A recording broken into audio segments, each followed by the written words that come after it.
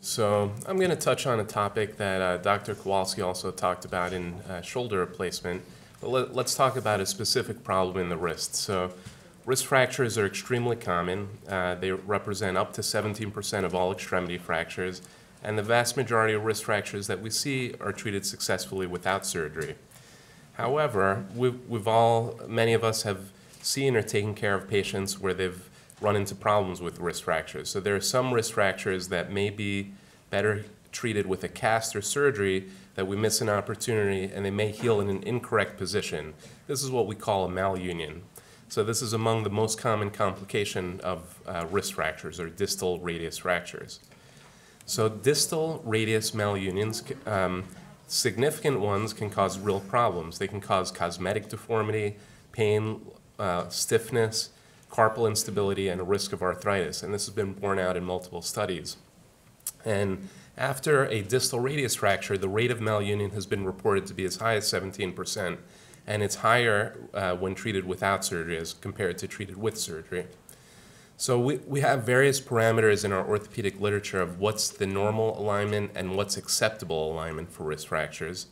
But if the alignment of a broken wrist becomes too far from its normal position, that's when problems may develop. So there are various problems with the alteration in anatomy and biomechanics after a wrist is broken when it heals in a bad position. So patients may lose range of motion, particularly supination of the forearm or flexion of the wrist. There will be an abnormal area of contact of load in the wrist between the carpal bones and the distal radius bones, which may lead to arthritis. There may also be instability of the small carpal bones in the wrist due to malalignment of the distal radius. Also, patients who have a shortened distal radius, the ulna will be relatively longer than the radius, and those patients may have impaction of the ulna bone on the carpal bones and may have pain and difficulties. Loss of the radial inclination of the distal radius may increase joint load in a different part of the wrist, the lunate fossa, which again may have implications for wrist arthritis. And the worst problems are when there's an intra-articular malunion, when the cartilage surface is malaligned, and that poses a significant risk of arthritis in the short term. So there are ways to treat these broken distal radius when they heal in a malunited position to try to restore the crooked position to a normal position. And this is called malunion surgery. It's when we do a corrective cut in the bone or an osteotomy, we realign the bone, we perform internal fixation, usually with a plate and screw device, plus or minus bone grafting. And it can reliably restore position, but traditional techniques have made this surgery difficult to perform. And that's for a number of reasons. Number one, our planning is based on two-dimensional pictures, on two-dimensional x-rays. And we try our best to restore the normal radiographic angles, but it can be difficult. We also try to restore the articular congruency of the cartilage on the end of the radius and to restore the joint between the radius bone and the ulna bone, which is called the distal radial ulnar joint. But it remains challenging to know exactly where to make the bone cuts, to control the fragments, and to hold the bones in the correct position with a plate. It's very difficult to perform freehand. We use two-dimensional x-rays to imagine the three-dimensional anatomy. And from person to person, there are differences in their normal anatomy. What my normal wrist looks like may be different than what one of your normal wrists look like. So it can be difficult to guess based on normal populations what our goals are to restore anatomy. And these surgeries are especially difficult to perform with intra-articular malunions when the cartilage surface is off. And on the lower left, you see a picture of what's reported to be a successful malunion surgery done freehand, but on the lateral film, the position of the joint isn't all that different because it can be very difficult to perform when we're guessing. And traditional planning, we get out our protractors, we have pen and paper, and we calculate angles, and we guess to the best of our ability how to make cuts, where to make the cuts in the bone to restore normal anatomy of the distal radius bone. And it turns out we don't do as well as we often expect to do. This was a study in 2006 by a group of experienced wrist surgeons in Europe that looked at 15 distal radius malunion surgeries treated with an osteotomy, bone grafting, and internal fixation, and their goal was to restore alignment to within 5 degrees of normal alignment of the distal radius and within 2 millimeters of normal height of the ulna and radius bones. And it turns out only 40% of their cases of these experienced surgeons met the criteria of meeting the normal anatomy. And they also found that failure to restore anatomy and length in this patient series caused persistent pain and stiffness. Long-term clinical results are not universally excellent. These are a couple studies that have shown in medium-sized series poor functional outcome in a number of patients and poor patient satisfaction. So is there a better way to perform this surgery when we're trying to align a broken wrist to prevent the problems of stiffness, pain, deformity, and arthritis? Well, there is new technology that uses 3D modeling and 3D printing guides to compare a patient's malaligned bone to their normal bone using CT scans to determine exactly how the injured wrist is different from the normal wrist, millimeter by millimeter. There are various companies that have developed proprietary guides. The most widespread series of guides is by a company called Materialize, which is a Belgian company, but there are various different guides and systems available. It involves a series of steps. So today we can do this surgery basically before we go to the operating room. We can plan it and virtually perform the surgery, and then in the operating room it's actually much easier. So step one, we have a patient get a CAT scan of both their injured wrist and their uninjured wrist. And there's a special protocol for this. And then the sophisticated software uses 3D modeling to compare the broken wrist, which is on the right, to the uninjured wrist on the left. There's a sequence that will mirror the normal side to the injured side, and we can see exactly how the broken side is different from the injured side. So then step three, once we've done this imaging and modeling, we can do virtual surgical planning of where to do the bone cuts and how to realign the bone. And this is a very powerful tool. So here you can see again the planned surgery where we've made a cut in the bone to realign the crooked bone to a normal position. And then how do we hold the bone in place? Well, these systems allow us to virtually plan the implants. We can pick a variety of implants. We can pick where we want to place the implants. And a very powerful tool is we can know exactly how long the screws are before we even do the surgery. So there's no measuring of devices or implants, and it really cuts down on the time of the surgery. And then step 5, which really facilitates the surgery, is a 3D design of these pre-made drill and saw guides, which tell us exactly where to put the screw holes, the plates, and where to do the bone cuts. And these are guides that are made with a 3D printer to create custom guides that are made out of a type of plastic.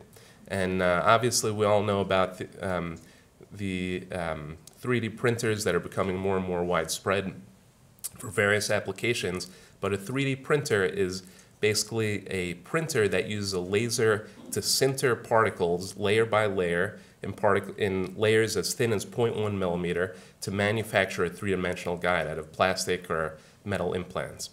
And on the lower right, you can see the actual 3D guides that are made out of a 3D printer for wrist malunion surgery.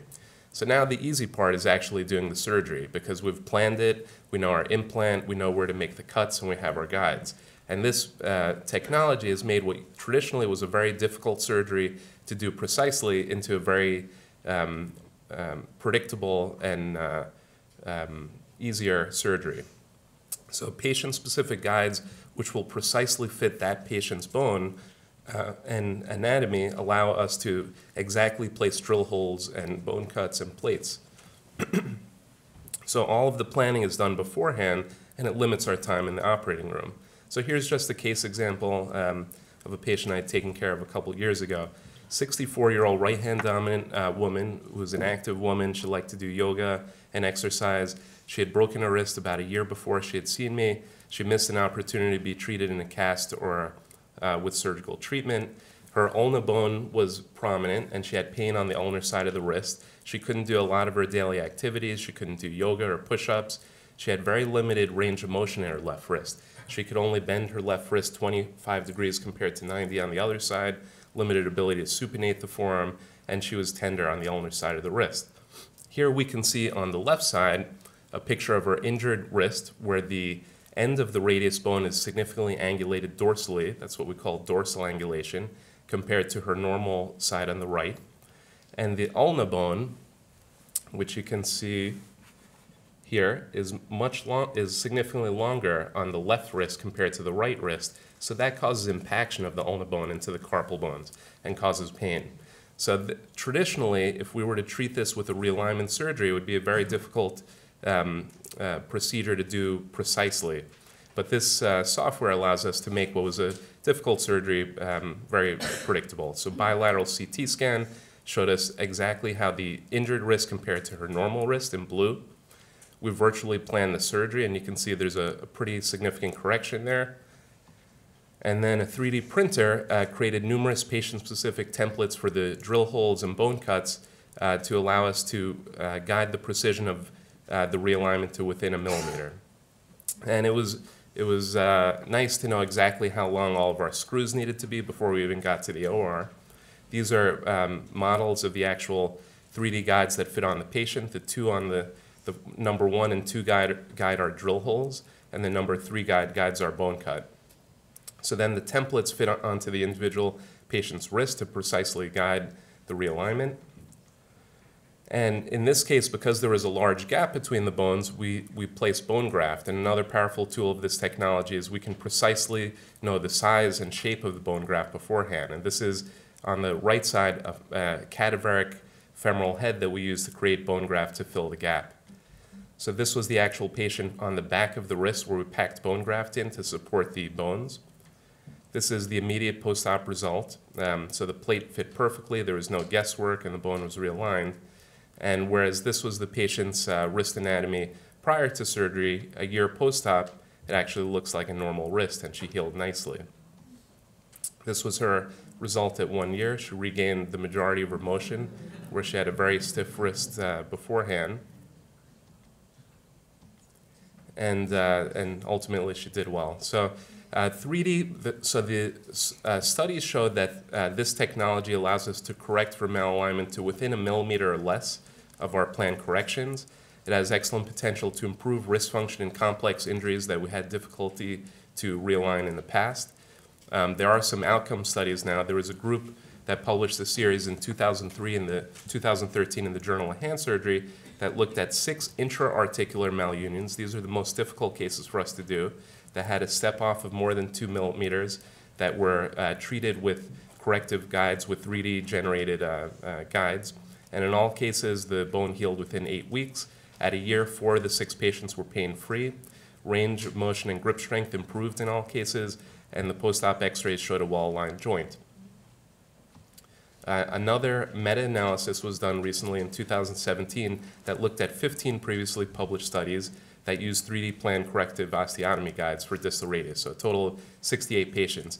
And 96% of these patients had restoration of their radiographic measures to within 5 degrees or 2 millimeters of normal values. Now, contrast that to the first study I showed, where we were only 40% of the time meeting our goals. And there was a statistically significant improvement in flexion extension, pronation and supination, and grip strength. So the advantages of this technology is it allows us to perform a 3D evaluation of the deformity, to precisely plan the surgical correction, and we can create patient-specific implants that work for that particular patient. It's an easier and shorter procedure. We use less radiation, less fluoroscopy. It has a more predictable result, and there are fewer complications. Now, the disadvantage is we have to get a CAT scan of both wrists of a patient or up both extremities for other body parts, so there is some radiation. The preoperative planning when we meet with an engineer is somewhat time-consuming, and there are additional costs. But I do think this is going to be a more and more widespread technology for us in fracture surgery in the future. Thank you.